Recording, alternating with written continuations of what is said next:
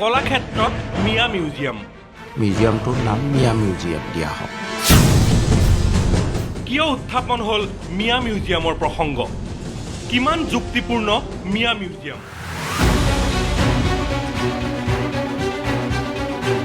আচলতে আমাৰ 40-50% বিষয়া গুলিয়াব লাগে, এই চাইনাত যেনেকৈ কৰিছিলে মাউজেডঙে। এই অফিচাৰ এবাৰ হোৱাৰ পিছত তেওঁলোকে নিজকে ৰজা বুলি ভাবে। মই চকুত আঙুলি থৈ DCSPক বুজাব লাগিব, তুম ৰাজা নেহি হো, মেৰা ৰাইজ ৰাজা হো, তুম ৰাজা তুম নৌকৰ হো। ये ज्ञान देना मेरा ड्यूटी।